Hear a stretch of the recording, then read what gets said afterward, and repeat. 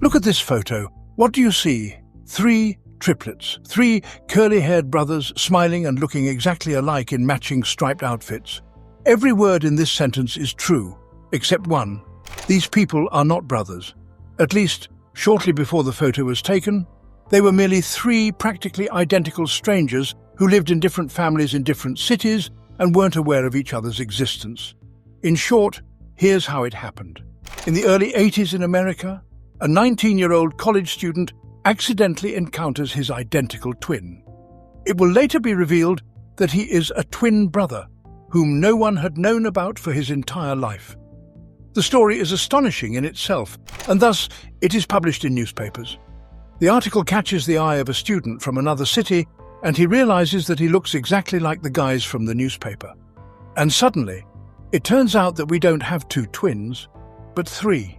For almost 20 years, from the very moment of their birth, neither they nor their parents knew anything about the existence of the brothers. Absolutely nothing. And at that moment, the incredible story is just beginning. A little later, the brothers discover the terrifying truth about their past, which will change everything. And even then, the unexpected turns do not end. In the end, the story of the three strangers will become a story about each of us. Imagine you encounter your lookalike on the street. It's strange, frightening, extremely uncomfortable, and at the same time intriguing to see a person who is like you and yet completely different. This is an extremely popular plot in literature and cinema. And do you know why? Because a double is an emergency exit into a parallel reality, because from time to time each of us asks the same question. What if? What if I had not been born on that street, in that city and in that country? What if I had not gone to that school, not attended that university, taken a different job? What if I had different acquaintances, friends or relatives? What if I had lived a different life? The year 1980 was eventful. The USSR hosted the Olympics. A volcano erupted in the USA, John Lennon was killed, and Zimbabwe gained independence. All these events were unlikely to interest Bobby Shafran because for the 19-year-old student, it was his first year in college. Not a prestigious educational institution, quite the opposite. Sullivan College in a small town near New York. On the first day, Bobby arrived to settle into the dormitory, and then strange things began to happen. Completely unfamiliar students greeted him, asked how his vacation was, how he was doing in general, and all these questions could be attributed to ordinary politeness if every second person didn't call Bobby Shafran by the name Eddie. The intrigue was resolved thanks to a classmate who studied with that very mysterious stranger. A few hours later, Bobby Shafran stood at the doorstep of Eddie Gallen's house. He saw the same eyes, the same hair, the same facial expressions and movements, the complete feeling that he was looking at his own reflection. These two people, who had never known about each other, were so remarkably alike. It quickly turned out that Bobby and Eddie were twins. They were born on the same day in the year 1961. As infants, the boys were placed in different families. The parents never hid the fact that they were adopted. However, what no one could have even guessed was that the boy had a twin brother. The adoption agency had not disclosed this information. Naturally, the event made its way into the newspapers, initially in small local ones and later in larger publications. The miraculous reunion of twins after 20 years. Who wouldn't write about that? And at this moment, the story shifted from amazing to unbelievable. The New York Post, a famous tabloid, the type of publication people feel embarrassed to admit they read, yet everyone still does. It was in this newspaper that the friends of 19-year-old David Kellman saw the story about the miraculous reunion of two twin brothers after 2 decades. However, their attention was first drawn to the photograph of the protagonists. In it, they saw two people who were copies of their friend David. Moreover, the date and year of birth of the article's protagonists and David were also identical. What had happened, and who were these people? It turned out that there were initially not 2 separated twins, but 3. All 3 and their parents had never heard of each other. What was even more astonishing was that the boys, who had never laid eyes on each other, not only looked alike. It wasn't just the color of their eyes, hair, or facial features, but even their gestures Facial expressions and walk were identical. After a little communication, they discovered an even more incredible feature. Most of their interests and preferences also coincided. How was this possible? Here are the twin brothers. This explains the physical resemblance, but what about everything else? They were separated when the boys were still in diapers. How could these people be so similar, not only in expressions and movements, but even in their life interests and preferences? This question becomes especially intriguing when you look at the adoptive families of the twins. They are completely different. Bobby was adopted by a well-off family. His adoptive father was an experienced doctor and his mother a lawyer. Parents with good education and high income. Both were busy people who could not spend much time on upbringing. Eddie's parents were typical representatives of the American middle class. His father was a college teacher, a strict person who valued discipline, including in his own home. David's family was the simplest. His parents were first-generation immigrants. They ran a small shop. David's father, unlike the others, was an open, loving, and positive man. And when all three twins gathered in the yard of their house for the first time, it felt as if there hadn't been any 20 years in different families. As if the brothers had grown up side by side all this time. They were so alike. It was amazing, yet surreal, and all the more astonishing for it. It immediately became clear that such a strange story could end either wonderfully or terribly. And so, as this is real life, place your bets. Initially, the story seemed like a fairy tale. Three triplets miraculously meet after 20 years of separation. This was no longer just tabloid-level news. It was a story for major television networks. The brothers were invited to the most popular TV shows in the country, reaching a huge audience.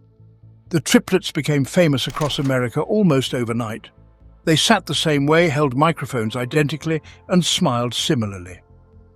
During interviews, it was revealed that even without knowing each other, they smoked the same cigarettes, listened to the same music, loved the same cars, and all three preferred older women. How did they end up being separated? And why were they so similar despite never knowing one another? Questions that initially did not bother the triplets at all. They were enjoying the fame that had suddenly befallen them, and what could be expected from young men who became famous nationwide overnight. They rented an apartment for the three of them in New York, spending their time between interviews and talk shows at parties. All three even managed to appear in a film cameo with Madonna. When Eddie developed appendicitis, it turned out he didn't have health insurance. Without it, such an operation could easily cost thousands of dollars. The solution was simple and ingenious. Eddie underwent surgery using his brother's insurance. No one at the hospital noticed the ruse. In short, the brothers were taking everything from life that they could. The situation that was troubling someone was that of the triplets' parents. They wanted answers. Why were the brothers separated? And why was no mention made of the other triplets during adoption? With these questions, they approached the Louise Wise Agency, a prestigious organization for Jewish families. It was through this agency that all three were adopted in 1961. And here is where details began to emerge. The triplets were separated when they were 6 months old. When asked why the children were separated at all, the agency responded that it was simpler to find adoptive parents that way. After all, few were willing to adopt all three at once. Then the adoptive parents began to recall how their sons, when first taken home, would bang their heads against the crib posts and cry. Could this have been from the feeling of separation from their biological brother? Quite possibly, given what we learn later. At that time, in the early 80s, the families decided to sue the adoption agency. However, law firms refused to take the case, probably because the case had little chance in court. There was nothing illegal in the fact of separate adoption. However, the parents were convinced that the Louise Wise Agency had patrons in power who blocked progress on the case. Initially, this could have seemed like just a conspiracy theory born out of parental helplessness due to a lack of information. This would seem to be the case for a long time, up until the point, 15 years later in the 90s, when a horrifying truth would be revealed, which would be hard to believe. Our story transformed from incredible to insane at the exact moment the twins discovered they had been part of a secret experiment. In the first half of the 1990s, a journalist from The New Yorker began working on an extensive article about separated twins. During his research, he stumbled upon information about a secret experiment. As part of this experiment, twins were separated almost immediately after birth and given to different families for upbringing. All adoptions were conducted through the same New York agency named the Louise Wise Agency. The journalist contacted the twins and informed them of his discovery.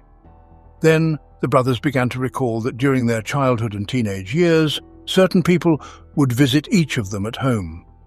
They were given various tests, asked questions, and had their coordination, intelligence, and other personality traits assessed. All of this was filmed. This was explained to the parents as a standard procedure. Allegedly, adoption agency workers were checking the children's upbringing conditions and monitoring their psychological and intellectual abilities. No one ever mentioned that just 100 kilometers away in other cities, 2 more twin brothers lived, and that all of it was, in fact, a grand experiment. Do you remember those TV shows where all sorts of strange, funny, and sometimes absurd situations happened to the protagonist? And in the end, it turned out that it was all a prank. Well, the story of the 3 New York twins began to resemble such a show, only in a distorted parallel reality. In the end, no one came out with flowers to congratulate the participants. None of the brothers knew when the research began, when it ended, its purpose, or its outcome. The only thing the twins understood firmly in the mid-1990s was that they had spent the majority of their lives in the position of laboratory rats, a profoundly unpleasant feeling. During his investigation, the New Yorker journalist found several other unwitting participants in this experiment. They all shared one significant similarity. They were identical, or as they are also called, monozygotic twins. Here's how it all happened. The study commenced in the early 1960s. More precisely, its active phase began at that time. It was then that the twins were put up for adoption in different families.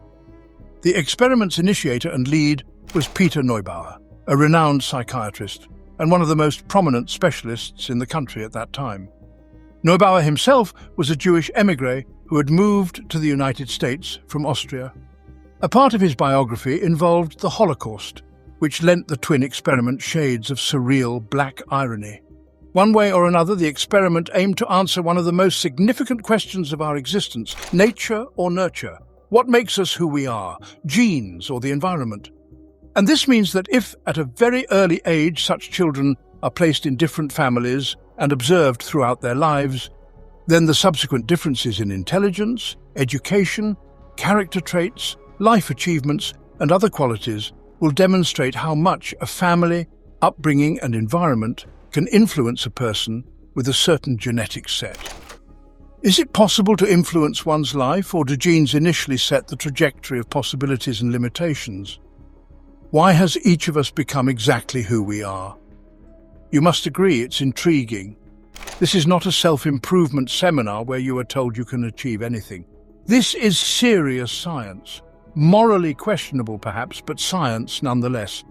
The results of such research could affect the life of every person, and to ensure the experiment is as accurate as possible, the families adopting twins must be correctly selected. I have already mentioned that the parents of our subjects came from completely different social strata. Furthermore, it is important that the personal characteristics of the parents and their parenting styles differ as well.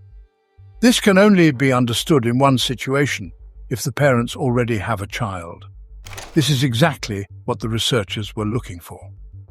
Therefore, each of our subjects had an older sister. In all cases, she was 2 years older. This means that the subjects of the experiment were not only the twins, but also their parents. Reviewing the results of the study in the mid-1990s was of interest to the brothers themselves. Here's why. A few years after their miraculous reunion, they found their biological mother. Even long before the advent of Google and DNA tests, this was not so difficult to accomplish. Since the agency that adopted them was located in New York, their biological mother was most likely also from this city. Even in such a metropolis, on a specific day of a specific year, not many instances of the birth of identical triplets occur. One only needs to find out where the maternity ward records are stored. And that place turned out to be the New York Public Library. The brothers met with their biological mother and learned the story of their birth. It turned out to be quite trivial. An unintended pregnancy after sex at a high school prom, and the mother decided to give the children up for adoption. After a single meeting in the 1980s, the brothers' communication with their biological mother ceased. They already had parents, and it seemed they had nothing in common with some random woman from the past. However, the information about Neubauer's experiment made the situation with their biological mother quite interesting. When the twins found each other after 20 years of separation, they found almost no physical or mental differences, even though the families in which they were raised were completely different.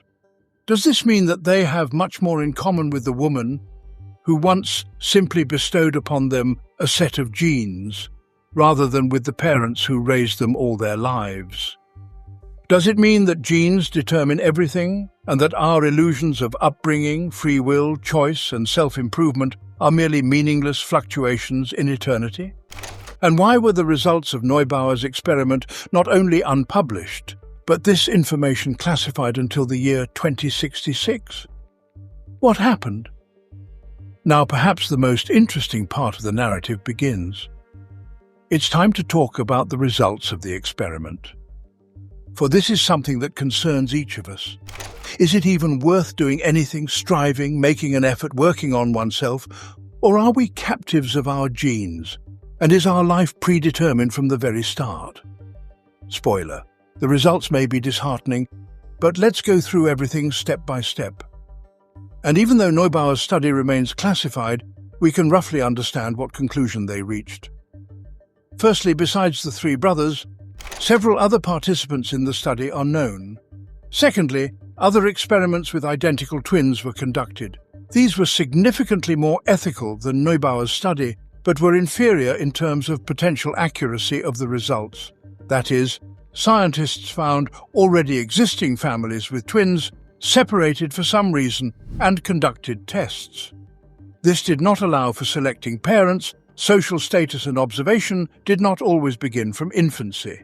However, because there were a number of such studies, one can correlate the results and derive an average. An important detail. Once again, I remind you that all the studies we will discuss involve so-called identical or monozygotic twins. That is, people whose genes are 100% identical. This is quite rare. Only 3 cases out of 1,000 births. That's why the results of such studies are so valuable and interesting. Let's start with another example from Neubauer's experiment. This time, 2 girls, Amy and Beth. Twins separated from infancy and observed for nearly 2 decades. Amy's adoptive mother was not the best example of a parent. Insecure, not very understanding, and empathetic. In their family, traditional values, discipline, and good academic performance were valued. Beth's mother was the complete opposite, slim, positive, loving, ready to support her child in everything. The girl wasn't scolded for failures and was given a lot of attention. What result should we expect? Surely completely opposite. Such different families, such different parents, and most importantly, upbringing. That's the most important thing. That's what makes us who we are, right? No, Amy started displaying psychological problems quite early. Bitten nails, constant tears, nightmares, many fears, academic problems, imaginary illnesses, and imaginary friends. Logical, considering the family Amy was raised in. What did scientists observe in the case of her biological sister? Astonishingly, almost the same thing. There were minor differences, but fundamentally, they were the same people with very similar problems. What conclusion can one come to? That just 5 minutes ago, one could blame all of their psychological problems on their parents and upbringing, but now they cannot. Bad news. That's not all the research. Experiments with people are always a fine line between morality and science. And if we talk about experiments with selection, it immediately goes beyond the line. In history, there have been people who tried to do this, and nothing good came of it. Okay, let's look at other twin studies. Fortunately, starting from the 80s, there have been quite a few such studies in different countries around the world, including the United States, Australia, Sweden, and others. And so we look at the results of these studies with hope that there we will find freedom of will, self-improvement, and unlimited possibilities. There you can become whoever you want, regardless of your background. You just need to work hard and, of course, dream. Yes, dreaming is probably the only thing left to us. All these numerous studies came to approximately similar results. People with the same set of genes, raised in different families, different social strata, different cities and even countries, remained practically the same people. And I mean not only appearance, gestures and facial expressions, I mean psychological problems, interests, values and even biographical facts. Consider this, according to the research results, seemingly entirely unrelated people with the same set of genes coincided on parameters such as smoking, the presence of insomnia, at what age they got married, at what age they divorced, or if they divorced at all, what profession they chose, hobbies, the presence of suicidal tendencies, even the level of coffee consumption and political preferences. We talk about dreams, ambitions, possibilities. How can this be? With physical traits, everything is more or less clear. Take the most obvious example, height. If a child has tall parents, they will also grow tall, provided there are no extreme shocks in life, such as famine. But how can genes transmit liberal values or a love for skiing? And how, one might ask, can we live on if genes have predetermined everything for us? The story of the three twins turned out to be deep, possibly even too deep. Can one see hope at this depth that family, upbringing and working on oneself matter? To answer this question, let's return to the story we began with. Today, the three twins are over 60 years old, and the facts of their biographies can tell us a lot. Back then, in the early 80s, when all the brothers appeared in numerous interviews and TV shows, everyone was amazed by their similarities. Of course, the twins played up to the public a little, but that does not cancel the fact that they were very similar people. What few people paid attention to at the time were the differences between the brothers. The first and most important, wives. Although all the twins got married around the same time in the 1980s, their spouses were entirely different. This is how Bobby's wife, David's wife, and Eddie's wife looked several years ago. To say that they were not alike would be an understatement. Moreover, the wives themselves stated that they clearly understood the differences between each of the brothers and considered their husband the best among them. Riding the wave of their popularity, the twins decided to open a restaurant in New York City. It was called Triplets. The place became extremely popular, especially among tourists. However, running a joint business is not like giving interviews and appearing on television shows. It involves hard daily work, and conflicts are inevitable. Conflicts arise where there are clashes of different views, worldviews, and personalities. This is what happened with the twins, who at first glance seemed so similar to each other. At first, one of them left the business. That was David. This is an example where years of growing up together could have saved the situation. You learn to understand a close person's perspective, to make compromises, in a word, to interact. But the brothers did not have this experience. For the first 20 years, they did not know of each other's existence. The obvious differences did not end there. In the year 2018, a documentary film was released dedicated to the brothers' story. However, only two of them participated in the filming. It was revealed that Eddie had shot himself in the 1990s. After the tragedy, relatives began to recall his severe mood swings, peculiar behavior, and other triggers, which indicated the presence of serious mental issues. If we correlate this with the research results mentioned earlier, such challenges should emerge in all the twins, especially considering the strange behavior they noticed during their only meeting with their biological mother. So why did the tragedy occur with just one of them? Herein lies the hope that genes do not determine everything. All the brothers, including Eddie, were quite creative, free-spirited, artistic individuals. This is why they felt so natural on numerous shows and interviews. But the only family where such qualities were not valued was Eddie's family. His father, a college professor, was a strict disciplinarian. Eddie admitted that he felt somewhat separated for most of his life. Whether this was the main reason for one brother's tragedy is unknown, but this version fits the research results that we have not yet discussed. And we have not discussed the differences found in people with a 100% genetic match. Firstly, Identical twins sometimes exhibit differences even at the biological level. Some of them were, so to speak, more identical than others. Some inherited serious hereditary diseases, others did not. One might be right-handed, the other left-handed. Hair on the head could curl in different directions and so forth. According to one study, out of 500 examples of identical twins who were diagnosed with skin cancer, it was found in both twins in only 10 cases. This is despite the fact that if one identical twin has fair skin, the other does as well. And this is a factor that significantly increases the chances of developing melanoma. This means that even at the biological level, the environment and your actions are important. Some studies on identical twins have also found the influence of upbringing on a child's future. Admittedly, it turned out not to be as significant as we would like to think. For example, and this is an interesting fact, there is almost no difference in terms of influence on a child's future between super-caring parents and ordinary parents. But let's focus on the positive. There is an influence from upbringing, and for that we can be grateful.